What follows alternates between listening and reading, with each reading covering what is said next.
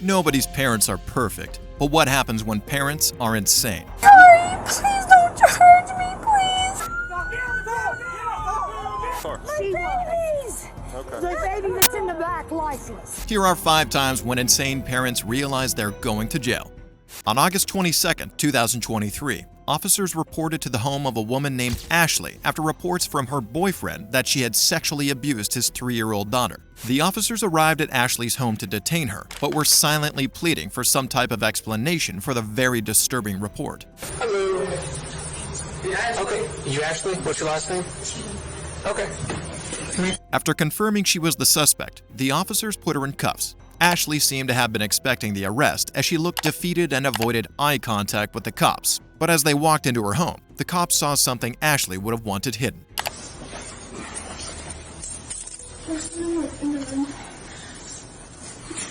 There you go. Somebody room? Go now. Are they jeans or shorts or shorts? What color are they? Ashley opened the door wearing nothing but a plain sweater, and so the officers helped her into some pants, after which they also grabbed a purse containing her ID and held onto it. The cops wanted to explain what was going to happen next, but Ashley already had an undeniable clue. All right, Ashley. You're under arrest for sexual battery of a minor. Mm-hmm. And possession of chaperone. And possession of chaperone.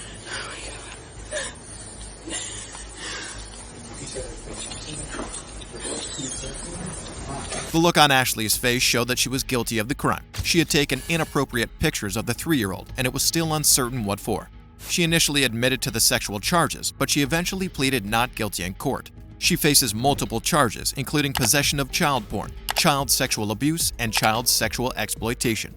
Ashley's home was in a mess when the cops arrived, but it looked neat compared to the home Steven's kids lived in. I mean, I gotta feel like I got a pretty strong gut. That was as nasty as I've ever seen. On March 1, 2023, officers arrived at the home of Stephen Kittle with allegations that he sexually assaulted a 4-year-old, the oldest child in his residence. The officers were eager to learn the true details of the case, but they never would have expected what they discovered. Alright, there's the carpet floor was like this when you moved, not the junk one over there.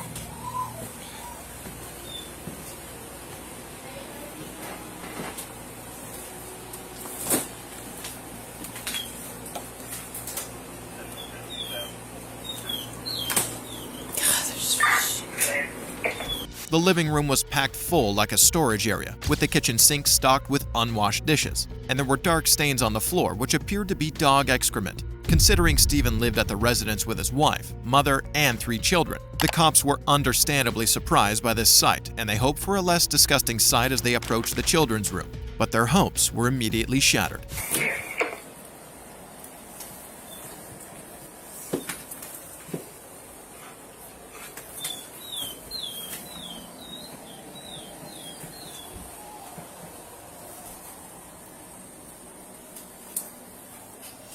The walls of the room were smeared with what appeared to be handprints of feces, and nails were sticking out of a bed frame. The entire house seemed unaccommodating for sustained living, and just a few minutes inside was enough to make the cops sick.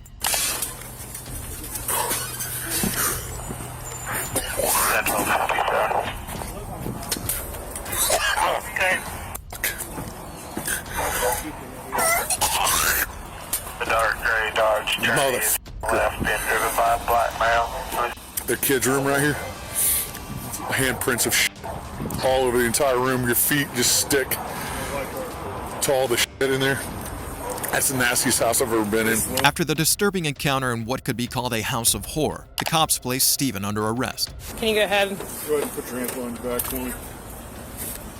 Can I ask what's going on? All right, right now you are under arrest for child sexual assault. Okay, we're not going to talk about it while we're here. We'll talk about it back at the police department, okay? After Stephen's arrest, detectives evaluated the children and found out that they lacked social skills, showed signs of nutritional deficiency, and one 18-month-old child had deformities in both legs, and a dead roach was removed from her ear canal. Shortly after his arrest, Stephen's wife and mother were arrested, and all 3 now face life in prison sentences. Stephen had come to terms with his arrest, but Martha tried hard to forget hers. Please don't remind me. On February 12, 2023, an officer pulled over a vehicle for driving on the wrong side of the road without a brake light. The officer expected it to be a usual stop, but she was very surprised by how unusual it became. Austin, the reason I'm pulling you over is 1, your lights weren't on. I know. 2, you were driving on the wrong side of the road. Oh, really? Yeah. Okay, I've been drinking. I admit. I'm sorry. Please don't. Do you have your driver's license, I do. Insurance? All right, and if you could just shut I'm gonna pull it out, okay? All right, and then if I could have you just shut the vehicle off then. Where have you been drinking at tonight? At Corky's. I'm sorry. Please don't charge me. Please just How let much me did pay you for have? the ride. How much did you have to drink? A little bit. I'm sorry. Please don't charge me. Please, I can't afford it. The lady named Martha confirmed she had been drinking and tearfully asked the cops not to charge her. Although Martha Babette seemed genuine, there was a very important detail about her that could tell the cop just how twisted she truly was. I mean, you're gonna seriously cause it.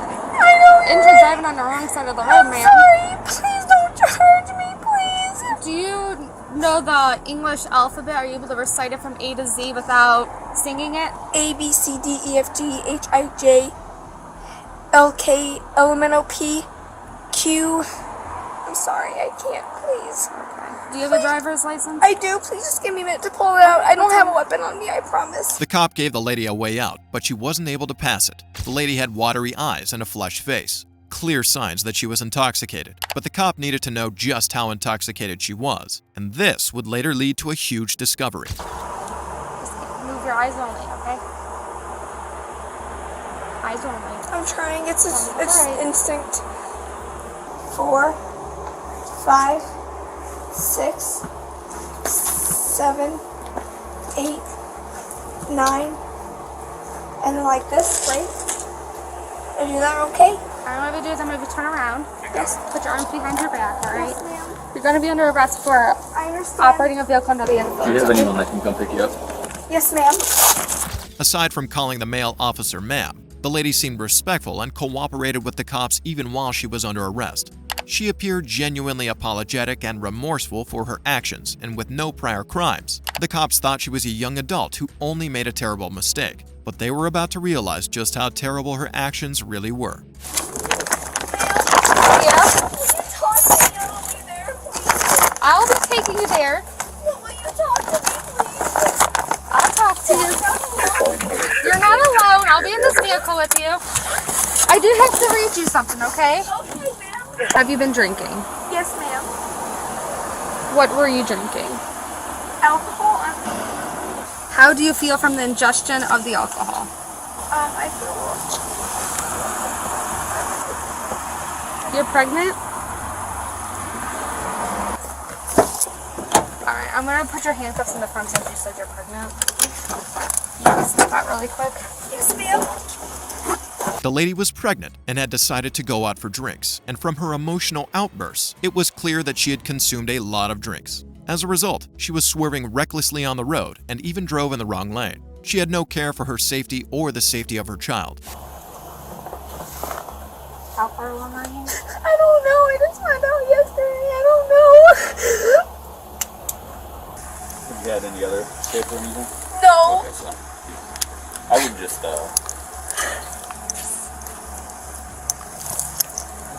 I'm scared. so like I said, she's just getting paperwork and stuff done, and then your mom's gonna. I promise I'm responsive. I'm not violent. I promise. Martha was given citations for operating a vehicle under the influence, lighted lights, and driving on the right side of the roadway. Martha strangely wanted the cop to stay with her, but Brandon wanted them as far away as possible. On September 27, 2022, police officers followed a man named Brandon Leoner into a parking lot after reports that he abducted a 1-year-old boy from his girlfriend's house. The cops were certain they would apprehend him, but Brandon did something they never would have expected.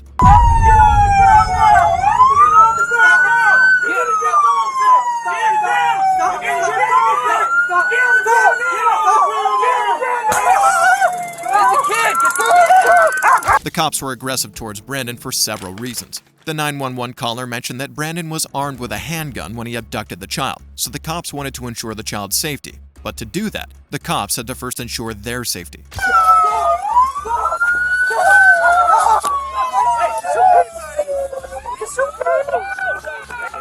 The cop aimed his taser at Brandon, who in return used the 1-year-old child as a shield. This left the cops horrified and pressed them even further to take the child away from Brandon. But in their effort to do that, they realized something that would put Brandon in a very frightening position. Hey, dumb dick, under the truck.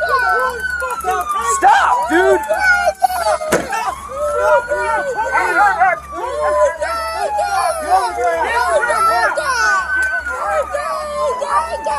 I have a Tango deployment. We're fighting with him right now. I have the kid.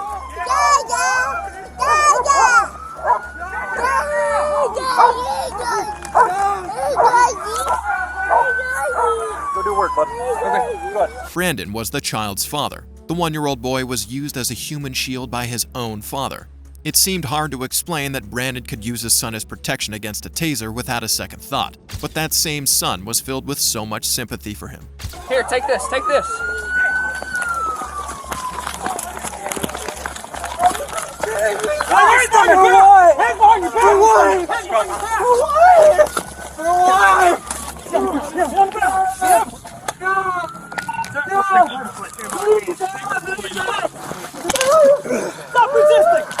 Stop resisting! You get tased! Even though the kid was safe, he saw his dad tased and bitten by a dog. He was fortunately taken by a bystander, leaving the cop to run towards Brandon with the mission to keep him away from the 1-year-old boy for as long as possible. Hands behind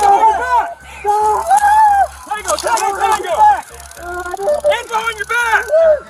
Hands behind your back! Put your fucking hands behind your back, dude! Get your hands back now! I'm deployed! Get your hands behind your back! Hands behind your back, you're gonna get it again!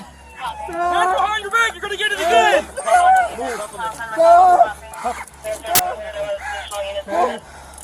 Brandon had a litany of charges, including kidnapping, child neglect, and resisting with violence. He was taken to a detention facility where he remains on a $61,000 bond. After all that, Brandon's son still called for him, a stark contrast to Chastity, who wasn't allowed to meet her daughter. Come on, baby. No, not baby. On October 16, 2023, officers received a report about a car crashing into a pole by the side of the road.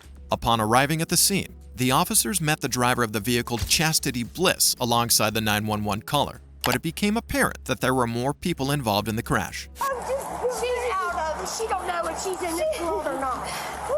She was driving. She didn't even know she wrecked. She went airborne. I seen her. Who else was in the car? She was. Okay. The baby that's in the back, lifeless. Okay. Get out of my car, Chastity. Who is that? That's my fucking car. My kid's in there. Where's my other one? She's in the ambulance. That's my other one. Right here in my hands. You don't even know where your kids are. You're going to jail. Am I going to jail? You're going to jail because you don't know if you're in this earth or not, Chastity. Come here. Come on, baby. No, not baby. You leave her in the car. Oh my gosh, you know So let's take a seat. Chastity was driving her 7- and 5-year-old daughters to the store, with the 7-year-old Reagan unrestrained by a seatbelt. The girls then started a fight, and Chastity looked away from the road at her girls to talk to them. But then the car drove into a pole. The 5-year-old was uninjured, but Reagan sustained fatal injuries. Chastity lost her 7-year-old daughter, but her behavior was a false representation of that. So where were you coming from today then, right now, before the crash? Where do you come from? When you were driving on the road, where did you leave from? The house. You left your house? Yeah. Where were you going? To Christie's and I'm going to the store. Christie's and then the store? Yeah. Okay. Okay. What happened with the crash? Do you remember it at all? I turned my head and looked at the girls to talk to them because they were fighting and I just turned my head. Okay. All right. So you haven't used meth since yesterday then? Right. Right. I took my sleeping pill last night. Took your sleeping pill last night? Yes, I take it every night. Everybody. All right. Well, I'm going to run you through a few field sobriety tests here. Okay. I'm going to check your eyes first. Do the horizontal gaze test here, okay? Chastity was undoubtedly intoxicated, but the cop wanted to know her level of impairment. Field sobriety tests require utmost mental, emotional, and physical attention, and a person who just lost their daughter was in no shape to pass the test, or even take it. Chastity never asked about her daughter's health, and in a bid to prove that her impairment wasn't the cause of the crash, Chastity proved she was a terrible parent. How do you ingest your pills and your meth when you take them? Do you snort them? Yeah. Okay. How do you explain having zero nasal hair in your nose there? That was from years ago, probably. Years ago? Yeah. Did you used to snort Xanax or something? Yeah, I did Xanax. Okay. How long ago has it been since you done that? About 5 days when they did that last. 5 days since you did that last? Mm-hmm, Okay. All right. Because I smoked after he passed away. Okay. Have you smoked any marijuana or anything like that today? I don't smoke marijuana. Okay. All right. Chastity mentioned that she only resumed smoking after her husband died 5 months before this incident. He died of cancer, and while he was alive, he took Reagan on regular fishing trips, with Reagan describing every day as her best day ever. Chastity accrued a litany of charges, including vehicular homicide, endangering children, and involuntary manslaughter.